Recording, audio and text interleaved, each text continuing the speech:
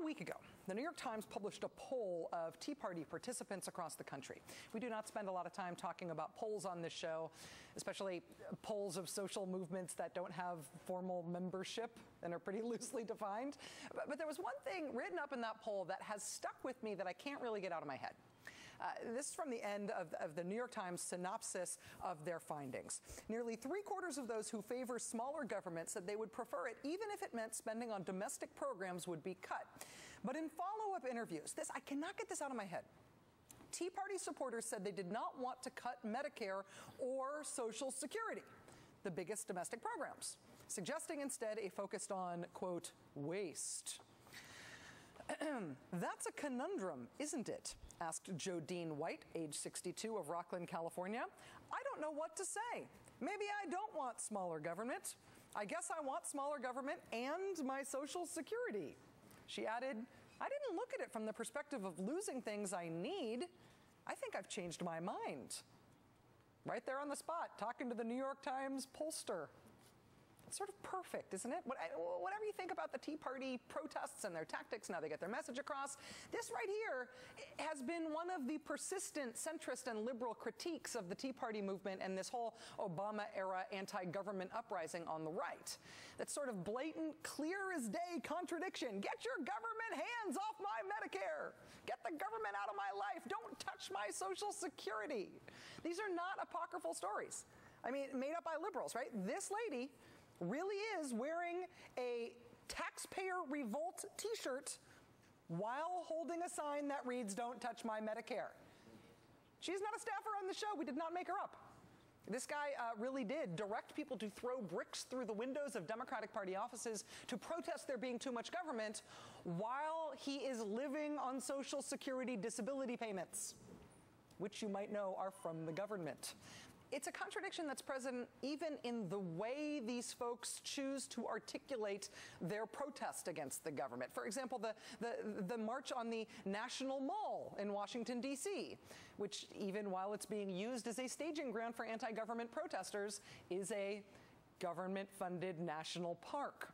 Protesters last week inveighing against government encroachment on private property while standing on probably the most famous piece of public property in America. It even has a commie-sounding name, the Boston Common. Common, get it? One of the country's oldest national parks. On Monday, anti-government protesters showed off their right to bear arms in a government-funded state park in Virginia. You might remember when Tea Party folks converged on Washington, D.C. for the big 9/12 anti-government march last year. In addition to using a national park for the site of their protest, one of the great footnotes to that protest were the complaints by many 9/12 protesters that the public transportation system that they used in D.C. to get to their anti-government march, they didn't feel was up to their standards. Here's how we covered it at the time. Occasionally you come across something when you're reading the news that can't be improved upon with comment. So here, without comment, is from today's Wall Street Journal. Quote, protesters who attended Saturday's Tea Party rally in Washington are unhappy with the level of service provided by the subway system. Republican Congressman Kevin Brady asked for an explanation of why the government-run subway system didn't, in his view, adequately prepare for the rally to protest government spending and government services. Seriously. That's not me saying seriously. That's in the Wall Street Journal. The ostensibly principled position these folks are taking is that they want smaller government. They want government to do less. And just because so many of them are retired Medicare and Social Security recipients who get to their protests in national parks via public mass transit, don't let that get in the way of their anti-government message.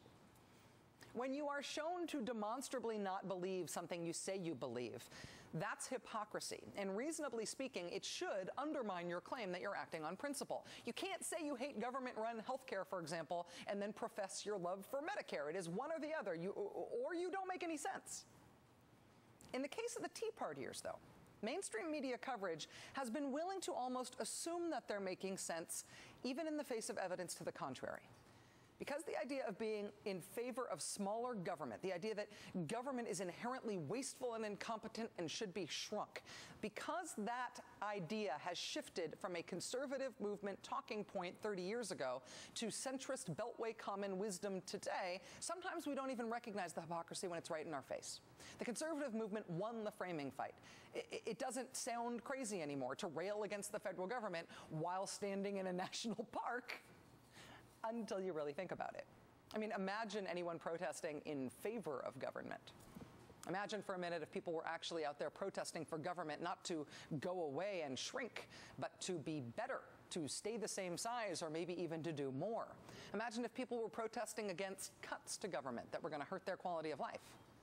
It might not get as much airtime as the Tea Party anti-government protests, but that is, in fact, some of what's going on out there in America right now.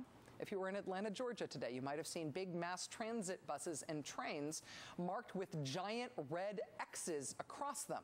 Every bus or train with an X on it represented one that's scheduled to be cut from service as a result of the Atlanta transit system's massive budget deficit.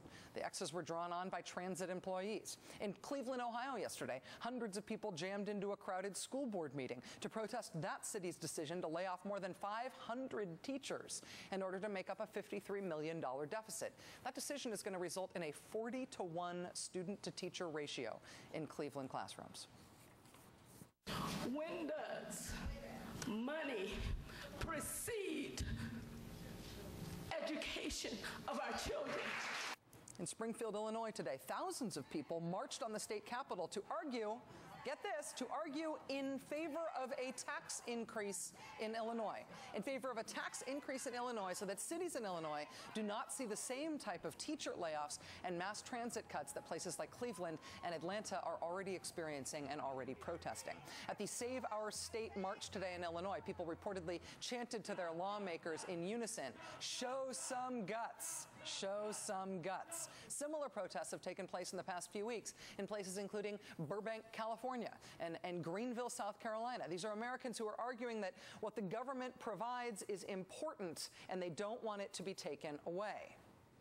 And they're arguing that when government has to be cut for financial reasons, there's real pain caused by that. Essentially, the people really need what government does.